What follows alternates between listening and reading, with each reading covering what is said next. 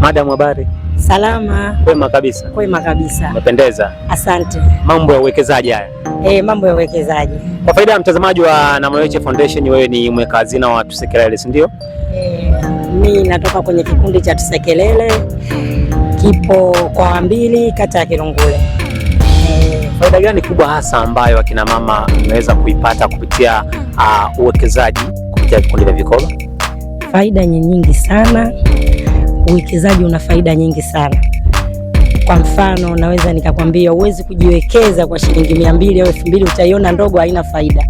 Lakini kwa mfumo huu wa vikundi vya vikoba, wakina mama tumejiorganize kama 20-30, tunajiwekeza, una faida. Mimi binafsi nimepata kiwanja kupitia vikoba, kwa hiyo uwekezaji kwangu una faida na nauthamini. Uwekezaji huu mdogo mdogo wa vikoba umepata kiwanja? Sana, nimepata kiwanja. Uwekezaji huu wa mdogo mdogo wa shilingi 200, 2000 nimepata hela yangu, maana nimepata kiwanja. Ukisikia neno kuvunja vikoba, kuna watu ambao hawaelewi na wanatamani sana kuweza kufahamu namna gani ambavyo mnavunja vikoba hivi. Kwa faida ya mtazamaji, hebu tudadavulie kiundani zaidi. Yani kuvunja kikoba sio kwamba tunaua kikundi, bali ni makubaliano yetu toka tulivyoanzisha kikundi chetu. Jamani, tunajiwekeza ndani ya mwaka mmoja, mwaka na nusu. Badala ya hapo tunavunja, yani tunaenda kuchukua zile akiba zetu tulizoweka benki, tunagawana. Kisha hapo kikoba kinaendelea, sio kimevunjika. Jamani, ukisikia tumevunja, tunagawana kile kilichokuwepo. Kwa hiyo kile kilichokuwepo kina faida. Kama mimi kilichokuwepo kimenipatia kiwanja, na mwingine kafanyia ya kwake anayoyajua yeye, mwingine kapata godoro, mwingine kapata kitanda. Ndio maana ya faida ya uwekezaji. Kwa hiyo kuvunja sio kwamba tumeua, hapana, tunaendelea. Ila tulichokiweka ndani ya mwaka mmoja, hebu tuchukue kila mtu afanyie malengo yake, alafu tunaanza na moja, tunaweka tena. Sawa. Na ule mkusanyiko wa fedha ambazo mnakuwa mnazitunza nje na kusubiri kuvunja, huwa mnanufaika nazo kwa namna gani kipindi kile ambacho mnakuwa mmezitunza? Mkusanyiko wa fedha tunavyozikusanya awamu ya kwanza, huwa kama mimi mweka hazina, ziko sehemu salama, nitazitunza kwa kuzichukua kuzipeleka benki. Badala ya hapo, kama wiki 2 wiki 3, najua benki kuna kiasi kadhaa, ile pesa inaenda kwenye mzunguko wa biashara ndogo ndogo. Mwenye uhitaji wa kutaka 200,000, 300,000 anakopeshwa, anafanyia biashara. Baada ya hapo anarejesha ile pesa, inarudi tena benki. Kwa hiyo ile pesa inajizalisha yenyewe. Kwa kwamba fedha ambayo akina mama mmekusanya, ndio hiyo fedha inakuwa inazunguka tena miongoni mwenu wenyewe. Inazunguka miongoni mwetu wenyewe. Wafanya biashara ndogo ndogo wenye kukopa 200,000, 300,000 mpaka milioni, mtu anakopa 2,200,000, 2,300,000, kila mtu na uhitaji wake. Kwa hiyo tunasema kwamba uwekezaji wa kina mama ni mchongo sasa hivi hapa mjini. Sana. Kabisa yani.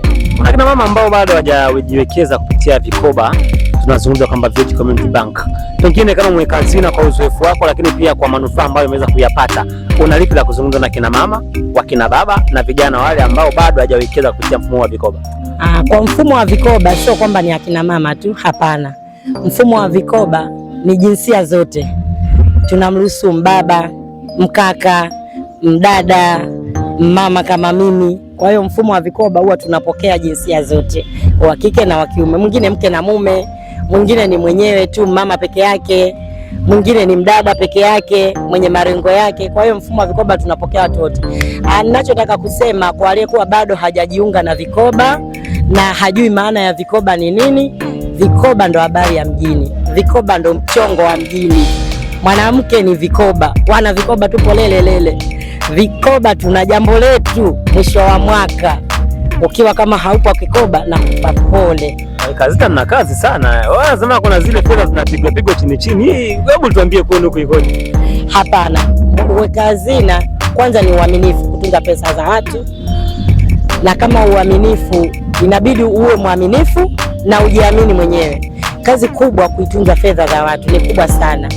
Kwa hiyo kama mimi mweka hazina, huu ni mwaka wangu wa 2, naamini wana Tusekelele wameniamini, waliweka pesa zao sehemu salama mpaka tunavunja, kila mtu kachukua pesa zake kwa furaha. Yani kila alichokiweka ndicho alichokikuta, hakudhulumiwa hata shilingi 100, na ndio maana wameniamini tena kunipa uweka hazina. Kwa hiyo kwanza mweka hazina uwe mwaminifu, 2, ujiamini. 3, usiwe na tamaa na pesa za watu.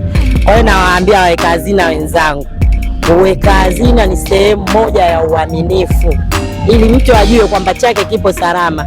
Mimi pamoja na Equity Bank ni waaminifu zaidi, kwa sababu mimi ninavyozipokea nazipeleka sehemu salama benki, lakini pia zinapohitajika naenda benki, mweka hazina, katibu akisaini, mwenyekiti naenda natoa, zinakuja zinagawiwa kwenye kikundi, wenye kuhitaji biashara ndogo ndogo wanakopeshwa, wakirejesha mimi nitazichukua nazipeleka tena sehemu salama.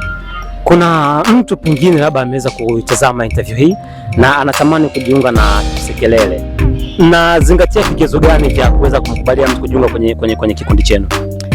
Kwanza nawakaribisha sana sana sana Tusekelele, bado tunapokea yeyote anayehitaji kujiunga na Tusekelele. Tusekelele ipo wazi, inapokea wanachama. Mwanachama anayehitaji kujiunga na Tusekelele ataingia na kiingilio cha 30. Zaidi ya hapo, kwanza halipi kwa wakati mmoja, kwamba atasema mimi 30 sina, kikundi nimekipenda nahitaji kuingia. Hapana, analipa kwa awamu. Ndani ya mwezi mmoja anaingia kwa 5,000, 10,000, naweza nikasema ni uwezo wake. Analipa kidogo kidogo. Analipa kidogo kidogo, ni uwezo wake. Akitupa yote kwa pamoja, inshallah tunapokea. Akisema jamani, nimeingia kikundi nimekipenda, naingia kwa shilingi 10,000, alafu ingine nitalipa kidogo kidogo, pia inawezekana. Milango iko wazi. Milango iko wazi, tunapokea wanachama na nawakaribisha, karibuni Tusekelele.